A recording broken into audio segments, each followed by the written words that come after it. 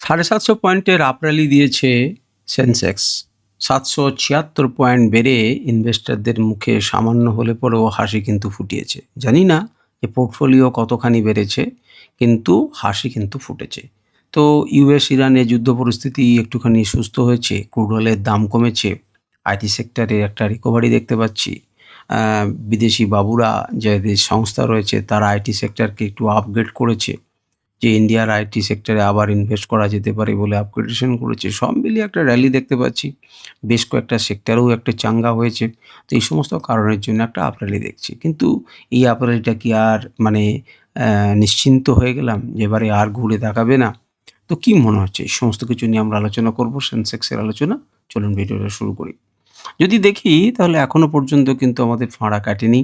আমাদের পথ কিন্তু অনেকটা কঠিন। কি পথ কঠিন? আমাদের হচ্ছে ৭৮,০০০ যতক্ষণ পর্যন্ত না পেরোবো, বরঞ্চ ভাড়া ভালো যে ৭৮,২০০ ততক্ষণ পর্যন্ত আমাদের কোনো মতেই শান্তি আসছে না।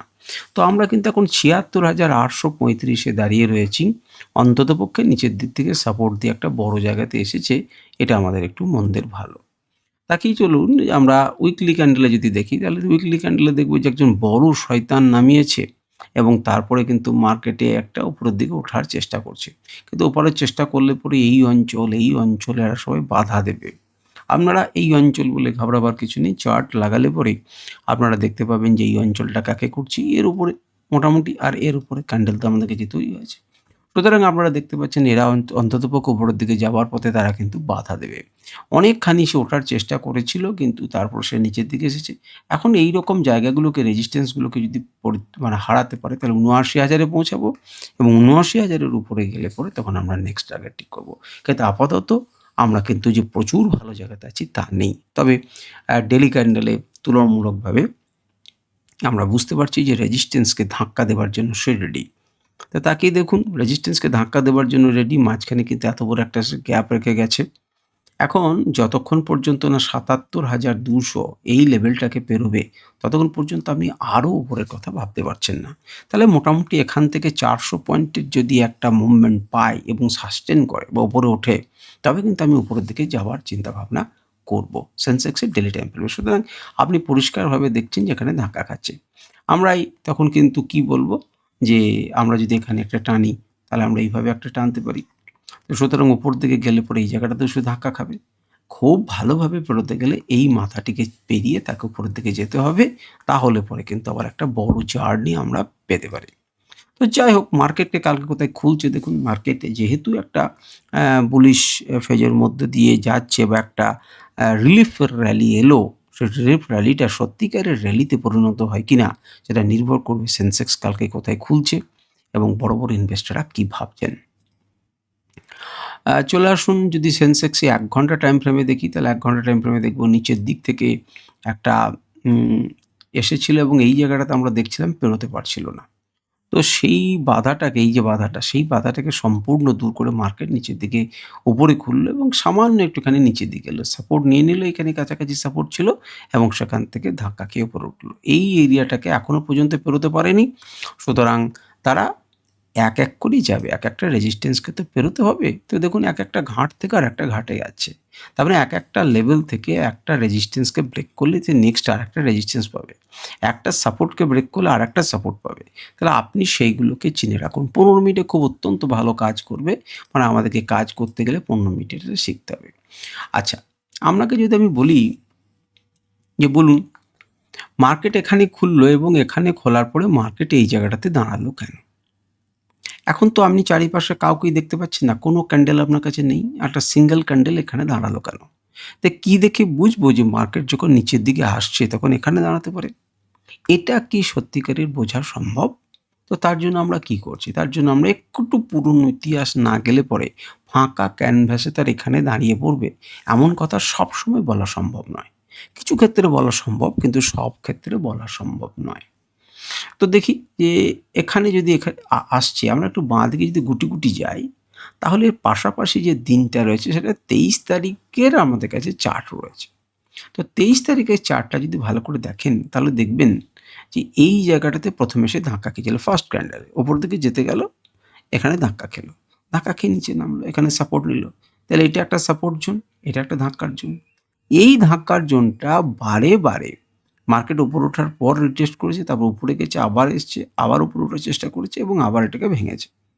তাহলে এই জায়গাটা একটা লেভেল বটে, ভালো লেভেল, গুরুত্বপূর্ণ লেভেল। এটাকে যদি আমরা ডান দিকে বাড়িয়ে নিয়ে যাই, তাহলে আমরা দেখতে পাবো এই সেই অঞ্চল, যে অঞ্চলটাতে কি হতে পারে, একটা সাপোর্টের এরিয়া হতে পারে। কেন হতে পারে?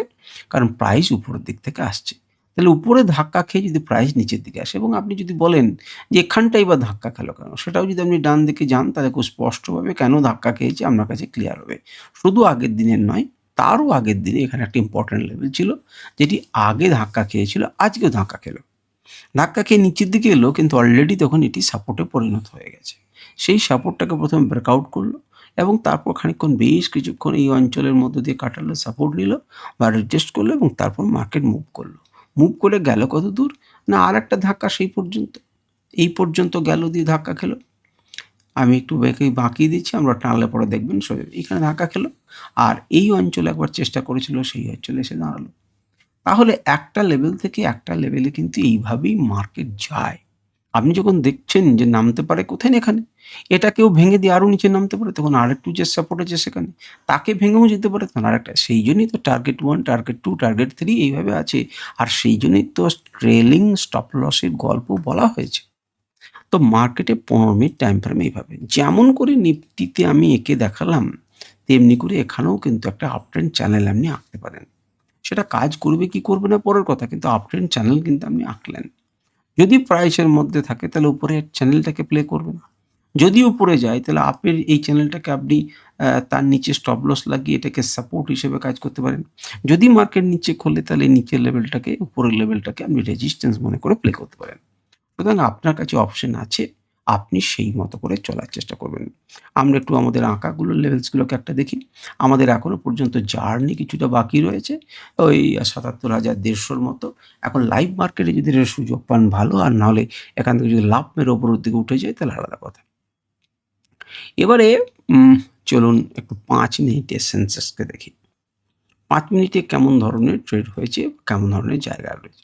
একটু যদি আমরা বড় করি, তাহলে দেখতে পাবো নিচে কিন্তু সব মিলিয়ে যেন সেই ভারতবর্ষের ম্যাপের মতো কোথাও না কোথাও একখানা তৈরি হচ্ছে, তাই না? এর নিচে একটা ছোট করে যদি শ্রীলঙ্কা থাকতো তাহলে ভালো হতো। তো যাই হোক, উপরের দিকে যাচ্ছে। এইভাবে করতে এর তো এইদিকে আর যাবার উপায় নেই। সুতরাং এর একমাত্র, যদি কাশ্মীর পৌঁছাতে হয় তাহলে এইভাবেই যেতে হবে, বরঞ্চ ডান দিকে বাড়তে কাশ্মীর যাবে। তো আপাতত মেঘালয়-টেঘালয় দিয়ে, আসাম-টাসাম দিয়ে ওই নেপাল বর্ডার হয়ে ছোটার চেষ্টা করে কিনা আমরা দেখব। কিন্তু যেতে গেলে তাকে এই পথেই যেতে হবে। এখন খুব পরিষ্কারভাবে বুঝতে পারছেন যে আপনার মাথার সামনে টিকটিক করছে কে? না, ৭৭,০০০-এর একটা সাইকোলজিক্যাল লেভেল। কারণ কি? এবং সেখানে একটা দাঁড়াচ্ছেও, কারণও দাঁড়াচ্ছে। এই মার্কেটকে আগে ফেলেছে এবং রিটেস্ট করার পর মার্কেট পড়েছে। তাহলে নিচের দিক থেকে যখন যাবে তখন কিন্তু এখানে একটা ধাক্কা খাবে। খুব ভালো হয় তার থেকে যদি একটা ছোট্টখানি এইভাবে রিকভারি করে, তাহলে আমরা কাল দিনে বলতে পারবো যে, ও বাবা! আপনি চিনতে পারেননি যে এটা একটা হেড অ্যান্ড শোল্ডার প্যাটার্ন। চিনতে পারেননি? Inverse head and shoulder pattern, এবং যাবে এবং রিটেস্ট করবে এবং তারা বাঁয়ে করে চলে যাবে। যদি এমন গ্রামাটিক্যাল মুভ দেয় খুবই ভালো কথা। না দিলে ঘাবড়াবার কিছু নেই। যদি আপনি 15 মিনিটে ট্রেড করেন, ৫ মিনিটে ট্রেড করেন, তাহলে এই লেভেলটির উপরে আপনি ট্রেড করবেন। যদি অপশন ট্রেডিং করেন তার আগে থেকে আপনি ট্রেড করবেন না। কারণ দেখুন, মার্কেটের স্ট্রাকচার কিন্তু বুলিশ স্ট্রাকচার। এই মুহূর্তে যদি ছোট ৫ মিনিটের টাইম ফ্রেম দেখেন, কিন্তু একটা রেজিস্ট্যান্সে কিন্তু সে ধাক্কা খাচ্ছে। তাহলে আপনি চোখের সামনে রেজিস্ট্যান্সটা করে নিন। যদি আপনাদের বা আমাদেরকে সবাইকে সাহায্য করে লাইভ মার্কেটের কাছাকাছি খোলে এবং একে ব্রেক করে এবং রিটেস্ট করে, তখন কিন্তু আপনি নেক্সট টার্গেটের জন্য ঝাঁপাবেন। আপনি সেখান থেকে ২০০-২৫০ পয়েন্টের একটা র্যালি কিন্তু অনায়াসে পেয়ে যেতে পারেন, বা অন্যটা হলে অন্যরকম। তো এই হচ্ছে মোটামুটিভাবে সেন্সেক্সের আলোচনা। আমি আশা করব যে সেন্সেক্সের এই ডিসকাশন আমাদের ভালো লাগলো, অ্যানালিসিস ভালো লাগলো। আপনাদের যদি কোনো পরামর্শ থাকে যে এইরকম ধরনের আলোচনা করুন, বা এইটা করেন না, বা এইটা ভালো লাগছে, এটা ভালো লাগছে না, বা এইটা আমাদের দরকার, এই জিনিসটা বাদ পড়ে যাচ্ছে, আপনি সেইগুলোকে নিয়ে যদি আলোচনা করতে বলেন, আমি চেষ্টা করব আপনাদের মতো করে। কারণ আপনারা এখানে সময় দিচ্ছেন, তো আপনাদের মনের মতো করেই হোক। তো আপনি সেগুলো মন্তব্য করতে পারেন। আজকে ভিডিও পর্যন্তই। নমস্কার, ধন্যবাদ। ভালো থাকবেন, সুস্থ থাকবেন। আর আমি আপনাদের প্রত্যেকের সফলতা কামনা করছি।